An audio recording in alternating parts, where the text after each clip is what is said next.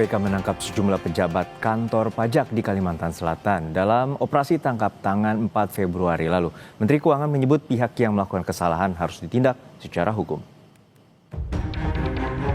Komisi Pemberantasan Korupsi (KPK) menangkap sejumlah pejabat kantor pajak dalam operasi tangkap tangan atau OTT yang dilakukan Rabu 4 Februari 2026. KPK bilang OTT yang dilakukan di Kalimantan Selatan terkait dugaan korupsi proses restitusi pajak pertambahan nilai atau PPN di sektor perkebunan di kantor pelayanan pajak KPP Madya Banjarmasin.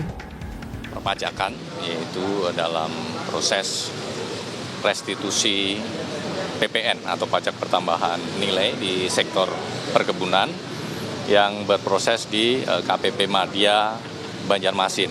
Ya. Kemudian ada dugaan pengaturan ya dalam proses restitusi itu, kemudian ada dugaan penerimaan yang dilakukan oleh para oknum di KPP Madya Banjarmasin. Kemudian KPK melakukan penangkapan kepada para pihak terduga pelaku tindak pidana korupsi yang tertangkap tangan dalam peristiwa tersebut. KPK mengamankan sejumlah 3 orang, salah satunya adalah Kepala Kantor KPP Madya Banjarmasin. KPK juga melakukan operasi tangkap tangan pejabat di Direktorat Jenderal Bea Cukai Rawamangun, Jakarta terkait kasus impor barang dari luar negeri. Dalam OTT ini, KPK menangkap mantan Direktur Penyidikan dan Penindakan Ditjen Bea Cukai di Lampung. Selain itu, KPK juga menangkap sejumlah pihak di Jakarta. Dari penangkapan ini, KPK menyita barang bukti uang miliaran rupiah dan emas seberat 3 kg. Menteri Keuangan Purbaya Yudhistira Dewa membiarkan KPK melakukan OTT terhadap anak buahnya. Namun Purbaya menegaskan, petugas pajak yang terkena OTT akan mendapat pendampingan hukum, namun bukan dalam bentuk intervensi hukum. Ya biar aja kita lihat apa hasilnya OTT itu. Kalau emang orang pajak dan bea cukai ada yang bersalah ya harus ditindak secara hukum sesuai dengan peraturan undang-undang yang berada. Tapi gini, saya tidak akan melepaskan anak buah saya sendirian begitu aja kan. Akan ada pendampingan hukum dari Departemen Keuangan. Tapi tidak dalam bentuk intervensi hukum. Itu kira-kira. Kita temenin aja sampai prosesnya selesai. Sebelumnya dalam kasus korupsi pajak, KPK telah menetapkan 5 tersangka dalam kasus korupsi pemeriksaan pada Ditjen Pajak periode 2021-2026 Januari lalu. 3 tersangka diantaranya merupakan pejabat pajak di kantor pelayanan pajak Madya Jakarta Utara. Dalam kasus ini, KPK menyita sejumlah barang bukti dengan total lebih dari 6 miliar rupiah, diantaranya uang tunai dan logam mulia. Penangkapan sejumlah pejabat di lingkungan DJP menambah panjang daftar korupsi di sektor pajak. Publik berharap penegakan hukum yang tegas harus efektif menutup celah korupsi di lingkungan pajak yang beragam dan sistemik. Tim Liputan Kompas TV. Informasi terkini dari Gedung KPK akan disampaikan jurnalis Kompas TV Tifa Solesa dan juru kamera Andika Pratama. Tifa, kita mengetahui bahwa ini merupakan OTT maraton dilakukan oleh KPK menangkap pejabat pajak dan juga pejabat bea cukai. Lalu seperti apa perkembangan penyidikan terhadap para tersangka? Proses ini tampaknya baru akan dijelaskan detail nanti oleh otoritas Komisi Pemberantasan Korupsi dalam keterangan pers. Informasi terakhir yang saya pahami sejauh ini ada rencana dari otoritas KPK bakal menggelar konferensi pers sekitar pukul 4 sore waktu Indonesia bagian Barat. Tapi ini bergantung lagi pada dinamika yang berlangsung di Komisi Pemberantasan Korupsi, terutama dalam proses pemeriksaan terhadap pihak-pihak yang ditangkap dalam 2 operasi tangkap tangan untuk 2 kasus berbeda. Untuk Banjarmasin ini kasusnya berkaitan langsung dengan pengaturan nilai restitusi pajak pertambahan nilai atau PPN untuk sektor perkebunan di Banjarmasin, Kalimantan Selatan. Di sana ada 3 pihak yang ditangkap, 2 aparatur sipil negara dari kantor pelayanan pajak Madya Banjarmasin, sementara 1 pihak lainnya adalah dari kalangan swasta.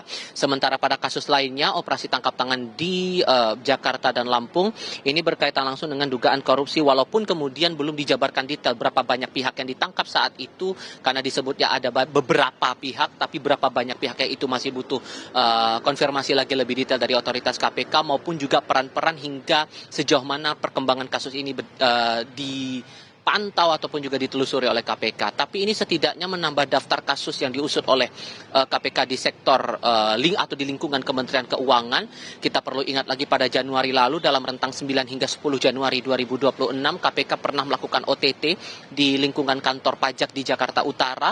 Saat itu ada 8 orang yang ditangkap dengan kasus dugaan pengurangan nilai pajak bumi dan bangunan atau PBB terhadap pihak swasta, dan saat itu dari 8 orang yang ditangkap dalam OTT, 5 orang diantaranya sudah berstatus sebagai tersangka, yakni salah satunya adalah Kepala KPP Madya Jakarta Utara Dwi Budi.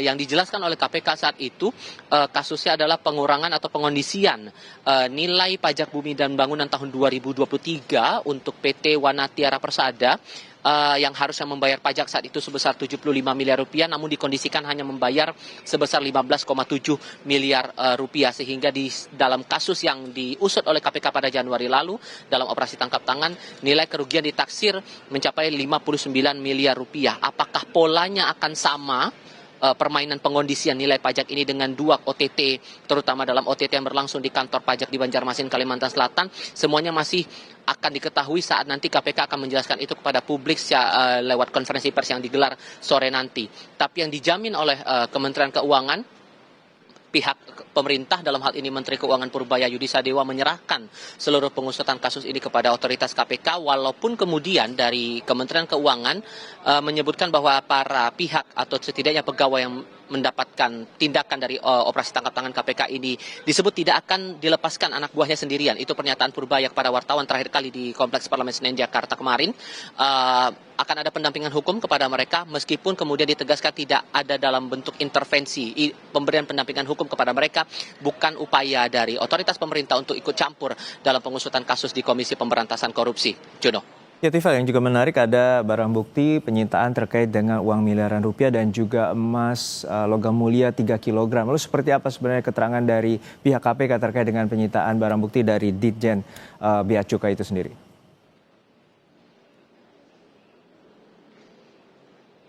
Itu untuk nilai sitaan yang termasuk dalam hal ini logam mulia 3 kg itu, sekitar 3 kg emas, itu berhubungan langsung dengan operasi tangkap tangan di Jakarta dan Lampung. Tadi sempat saya singgung ada beberapa pihak yang ditangkap untuk konteks perkara itu tadi, dugaannya adalah dugaan korupsi, termasuk di penindakan dilakukan saat itu di kantor pusat Bea Cukai Kementerian Keuangan. Ada pejabat yang ditangkap di sana, kemudian ada uang sitaan juga nilainya miliaran rupiah dalam pecahan rupiah maupun juga pecahan mata uang asing, ditambah dengan emas itu tadi dengan nilai besarannya lebih kurang 3 kg. Tapi tak banyak hal yang diungkap awalnya oleh juru bicara KPK Budi Prasetyo. Ini dalam konteks apa, pengondisian apa, dalam perkara apa, berapa lama permainan itu dilakukan, dan seberapa besar nilai kerugian yang ditanggung akibat permainan yang dilakukan oleh pihak-pihak ini, dan siapa kiranya pihak yang patut bertanggung jawab dan dinaikkan statusnya sebagai tersangka.